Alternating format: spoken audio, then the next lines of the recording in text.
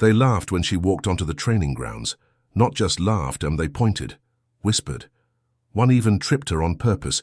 She was 5'3", barely 100 pounds, with no visible muscle, no swagger, just silence. Tight black bun, eyes that didn't blink often. "Are you lost, cadet?" one of the sergeants joked on the first day. The others chuckled. They didn't know her name. But by the end, the Admiral would give her one they would never forget. Shadow 7. Before we dive in, tell us, where are you watching from? We'd love to hear you in the comments below. Fort Gunther, East Compound, the elite naval operative training base. It was day 1 of Hell Week, and among the fresh recruits stood Maria de Soto. Age 22, no military bloodline, no special recommendation. Just an acceptance letter with 2 words stamped across the top, provisionally approved. To the others, she was an outsider. No one knew where she'd transferred from. No one even knew her rank. They just knew a girl who didn't speak, didn't lift more than her own weight, and didn't smile when humiliated. That made them nervous, so they mocked her. On day 3, the team was given a 4-hour evasion test, a brutal simulation meant to see who could survive a mock capture behind enemy lines. Basic stealth tracking resistance training. They were told to break into groups of 5. No one picked Maria. A lieutenant named Briggs laughed.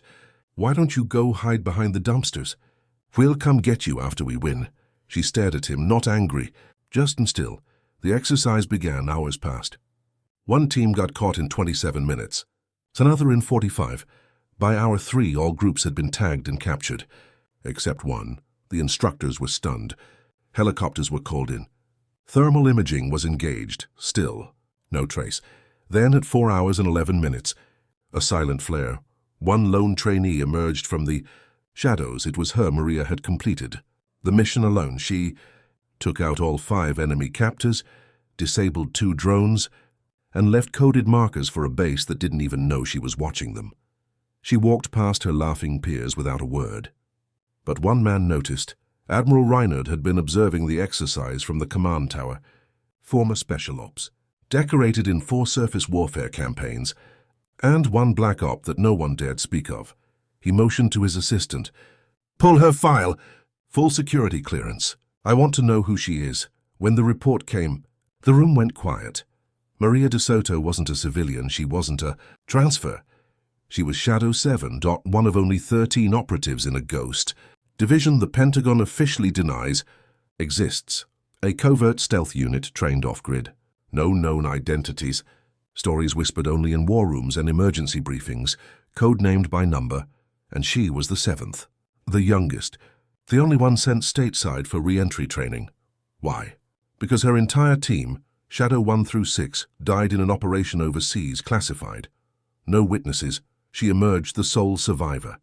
With a mission, start over. Disappear in plain sight. Can't wait. That night during mess hall, the Admiral visited the barracks. All eyes turned. He didn't speak to the platoon. He walked directly to her. "Permission to speak freely, sir?" she asked, standing at attention. He saluted her first. "You already did." Then, turning to the shocked recruits, he said just one sentence. "This woman carried 6 brothers out of hell and buried them with her own hands." The room fell silent. Jaws clenched. Some lowered their heads. Briggs, the one who mocked her, stood frozen.